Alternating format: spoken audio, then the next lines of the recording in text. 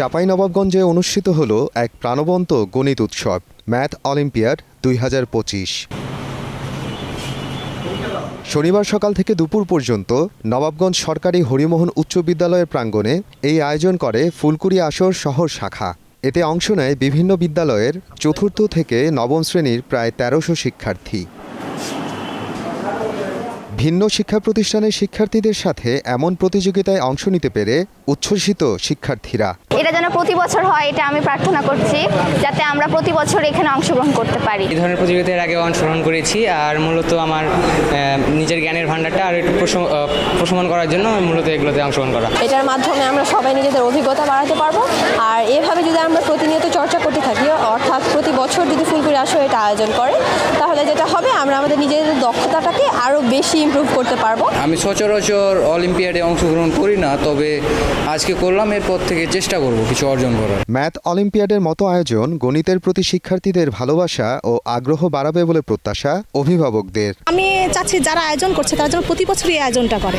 তাদের সবচেয়ে বড় প্রাপ্তি হচ্ছে তাদের অভিজ্ঞতা বাড়বে, তারা নতুন পরিবেশে নতুন অনেক কিছু শিখবে। এরকম আয়োজন অনেক প্রয়োজন, কারণ কি এতে করে কি বাচ্চার মেধা উন্মুক্ত হয়। বেশি বেশি হওয়া উচিত, এটা নিয়ে বাচ্চা কাচ্চাদের মানে বুদ্ধির বিকাশটা হবে, তাদের জ্ঞানের আলোটা আরও বাড়বে। আমার ছেলে এবারই প্রথম দিয়েছে, কিন্তু এইভাবে প্রতি বছর এরকম প্রতিযোগিতা হলে ভালো হবে। শিক্ষার্থীদের সুপ্ত প্রতিভা বিকশিত করতে এমন আয়োজন নিয়মিত করবে বলে জানান আয়োজকরা। চাঁপাইনবাবগঞ্জ শহর শাখা এ ধরনের কর্মসূচি গত বছরও আয়োজন করেছিল এবং ভবিষ্যতে হয়তো আরও বিস্তৃত পরিসরে আয়োজন করবে, এবং এটার মূল লক্ষ্যই মূলত শিশুদেরকে জ্ঞানের সাথে পরিচয় করিয়ে দেয়া, জ্ঞানের যে বিস্তৃত জগৎটা আছে এই জগতের সাথে তাদেরকে পরিচিত করানো এবং তাদের সুপ্ত প্রতিভা বিকাশে কাজ করে যাওয়া। গণিতের চর্চা যে যত বেশি করবে সে তত আমাদের দেশের সকল বিষয়গুলোতে সে তত বেশি আগাতে পারবে। আর এরকম একটা প্রোগ্রাম হওয়াটা, ছাত্রদের অংশগ্রহণ করাটা একটা গুরুত্বপূর্ণ বিষয়।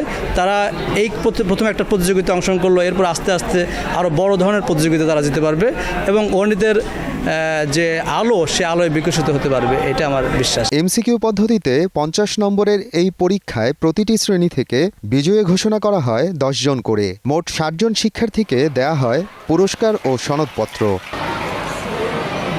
সময় সংবাদ, চাঁপাইনবাবগঞ্জ।